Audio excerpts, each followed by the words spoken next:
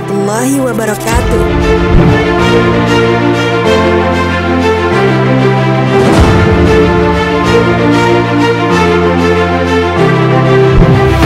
Sahabat Muslim, setelah wafatnya sang ibunda Aminah binti Wahab, Rasulullah SAW harus hidup sebagai yatim piatu. Hal ini membuatnya sangat sedih, merasa kehilangan karena ditinggal kedua orang tuanya. Sepeninggal ibundanya, Nabi Muhammad SAW diantarkan oleh pelayan dan pengasuhnya, Ummu Aiman, kepada kakeknya ke Mekah. Sejak saat itu, sang kakek Abdul Muthalib merawat dan mengasuh beliau SAW dengan segala kemampuannya hingga wafat. Saat kakeknya wafat, usia Nabi masih 8 tahun. Sebelum meninggal, kakeknya memberi wasiat pengasuhan Nabi kepada pamannya, Abu Thalib. Lantas, bagaimanakah kisah masa kecil Rasulullah SAW yang penuh dengan ujian?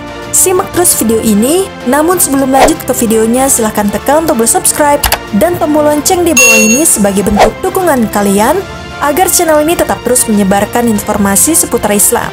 Dan terima kasih untuk yang sudah subscribe.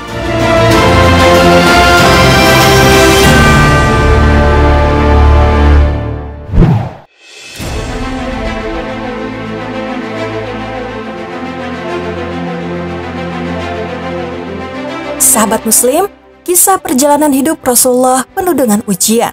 Beratnya perjalanan hidup Rasulullah sudah dialaminya sejak masih berusia 6 tahun. Beliau SAW harus rela ditinggalkan oleh ibunda tercintanya, Aminah binti Wahab, untuk selama-lamanya. Ibarat luka belum sembuh karena ditinggalkan ayahandanya, tergores luka baru dengan wafatnya ibunda yang sangat dicintainya. Rasulullah menjadi seorang yang yatim dan piatu dalam usia 6 tahun. Kemudian Ummu Aiman membawa Rasulullah pulang ke Mekah dan mengantarkan kepada kakeknya Abdul Muthalib. Sejak saat itu Abdul Muthalib merawat Rasulullah. Rasa kasih terhadap sang cucu yang yatim dan piatu semakin bertambah. Sebuah perasaan yang tidak pernah dia tumpahkan terhadap seorang pun dari anak-anaknya. Dia tidak lagi membiarkan cucunya tersebut hanyut dengan kesendirian yang terpaksa harus dialaminya, bahkan dia lebih baik mengedepankan kepentingannya daripada kepentingan anak-anaknya. Ibnu Hisham berkata, biasanya sudah terhampar permadani yang dihamparkan untuk Abdul Muthalib di bawah naungan Ka'bah. Lalu anak-anaknya duduk-duduk di sekitar permadani tersebut hingga ia datang. Tak seorang pun dari anak-anaknya tersebut yang berani duduk-duduk di situ sebagai rasa hormat terhadapnya. Namun Rasulullah SAW pernah suatu ketika saat beliau berusia 2 tahun datang dan langsung duduk di atas permadani tersebut. Maka paman-pamannya serta-merta mencegahnya agar tidak mendekati tempat itu. Ketika melihat tindakan anak-anaknya itu, Abdul Muthalib berkata kepada mereka, "Jangan kau ganggu cucuku. Demi Allah, sesungguhnya dia nanti akan menjadi orang yang besar." Kemudian ia duduk-duduk bersama beliau di permadani tersebut sembari mengusap-ngusap punggungnya dengan tangannya. Dia merasa senang dengan kelakuan cucunya tersebut. Saat beliau berusia 8 tahun, 2 bulan 10 hari, sang kakek Abdul Muthalib meninggal dunia di kota Mekah. Sebelum meninggal, dia memandang bahwa selayaknya dia menyerahkan tanggung jawab terkait cucunya tersebut kepada paman beliau, Abu Thalib, yaitu saudara kandung ayahanda beliau, SAW. Kemudian Abu Thalib melaksanakan amanah yang diembankan kepadanya untuk mengasuh keponakannya dengan sebaik-baiknya dan menggabungkan beliau dengan anak-anaknya. Dia bahkan mendahulukan kepentingannya ketimbang kepentingan mereka.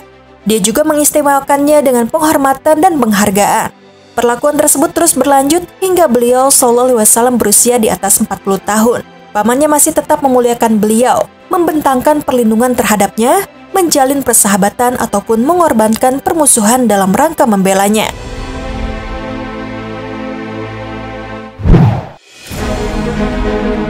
Kemudian ketika Rasulullah SAW berusia 12 tahun, menurut riwayat lain, 12 tahun 2 bulan 10 hari, pamannya Abu Thalib membawa serta berdagang ke negeri Syam hingga mereka sampai di suatu tempat bernama Bushra, yang masih termasuk wilayah Syam dan merupakan ibu kota Hauran. Ketika itu, Syam merupakan ibu kota negeri-negeri Arab yang masih mengadopsi undang-undang Romawi. Di negeri inilah dikenal seorang rahib atau pendeta yang bernama Bahira. Ada yang mengatakan nama aslinya adalah Jarjis. Ketika rombongan tiba, dia langsung menghampiri mereka. Padahal sebelumnya dia tidak pernah melakukan hal itu. kemudian berjalan di sela-sela mereka hingga sampai kepada Rasulullah Shallallahu Alaihi Wasallam, lalu memegang tangannya sembari berkata, "Inilah penghulu alam semesta, inilah utusan Rob alam semesta. Dia diutus oleh Allah sebagai rahmat bagi alam semesta ini." Abu Thalib dan pemuka kaum Quraisy bertanya kepadanya, "Bagaimana Anda tahu hal itu?" Dia menjawab, "Sesungguhnya ketika kalian muncul dan naik dari bebukitan, tidak satupun dari bebatuan ataupun pepohonan melainkan bersujud terhadapnya. Dan keduanya tidak akan bersujud kecuali terhadap seorang nabi. Sesungguhnya aku dapat mengetahuinya melalui tanda kenabian yang terletak pada bagian bawah tulang rawan pundaknya, yang berbentuk seperti apel. Sesungguhnya kami mengetahui hal tersebut dari kitab suci kami." Kemudian sang rahib mempersilahkan mereka dan menjabu mereka secara istimewa. Setelah itu, dia meminta kepada Abu Thalib agar memulangkan keponakannya tersebut ke Mekah dan tidak membawanya serta ke Syam, sebab khawatir bila tertangkap oleh orang-orang Romawi dan Yahudi. Akhirnya, Abu Thalib mengirimnya pulang bersama anaknya ke Mekah.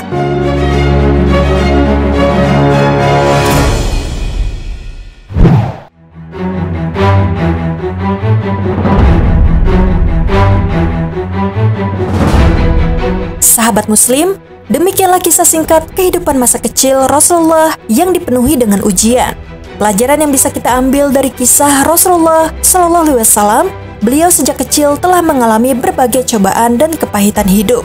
Menjadi yatim piatu di usia yang masih sangat belia, lalu bekerja keras untuk membantu mencari nafkah di keluarga pamannya. Kerasnya perjuangan hidup tidak membuat Rasulullah menjadi orang yang berputus asa. Justru beliau Shallallahu Alaihi Wasallam tetap tegar menjalaninya. Hingga akhirnya beliau diangkat menjadi nabi dan rasul untuk menyampaikan wahyu Allah Subhanahu wa Ta'ala kepada umat manusia. Sekian video kali ini. Wassalamualaikum warahmatullahi wabarakatuh.